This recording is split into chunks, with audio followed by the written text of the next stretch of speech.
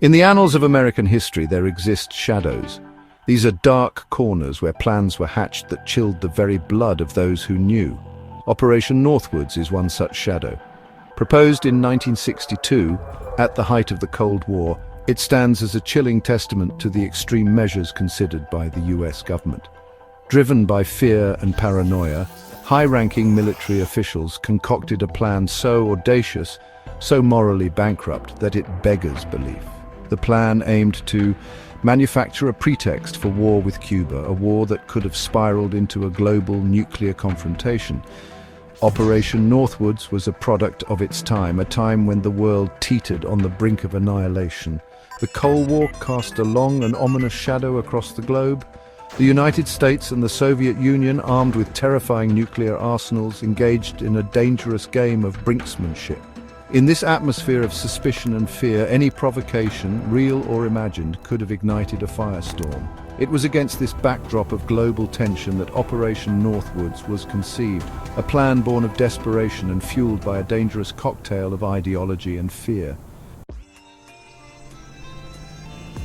To understand the genesis of Operation Northwoods, one must first delve into the maelstrom of the Cuban Revolution. Fidel Castro's rise to power in 1959 sent shockwaves through Washington. Here was a communist leader, a mere 90 miles from American shores, defying the United States and forging alliances with its Cold War adversary, the Soviet Union. The failed Bay of Pigs invasion in 1961, a clandestine attempt to overthrow Castro, only served to heighten tensions.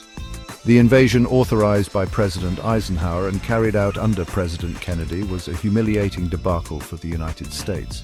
It solidified Castro's grip on power and pushed Cuba further into the Soviet orbit. The specter of a communist Cuba, a beachhead for Soviet influence in the Western Hemisphere, became an obsession for the US government.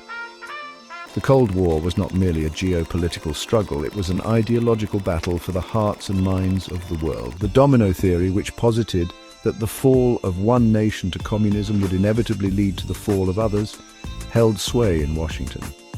In this climate of paranoia, Cuba became a focal point, a perceived threat that had to be neutralized. The details of Operation Northwoods, as outlined in the now declassified documents, read like the screenplay for a twisted political thriller. The plan called for a series of false flag operations, acts of terrorism and sabotage carried out by the US government and then falsely attributed to Cuba. These acts, designed to shock the American public and galvanize international opinion, ranged from the relatively mundane to the shockingly audacious. They included downing a drone aircraft and blaming it on Cuban MiGs, simulating attacks on US military bases in Guantanamo Bay, and even sinking a US Navy ship. The plan's architects, a group of high-ranking military officers known as the Joint Chiefs of Staff, believed that these manufactured incidents would provide the necessary casus belli, the justification for a full-scale invasion of Cuba. They argued that the American people, outraged by these acts of Cuban aggression, would rally behind their government and support military action.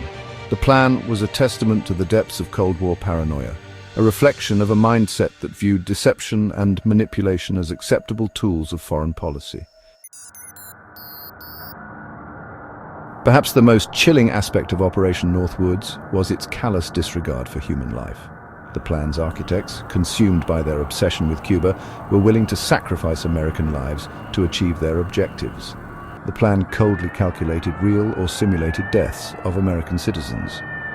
The Joint Chiefs envisioned hijacked planes, sabotaged ships, and staged terrorist attacks, all designed to sow chaos and fear. They even went so far as to propose releasing casualty lists to the American media, complete with the names of fictitious victims. Please like and subscribe to History Untold for more fascinating historical content.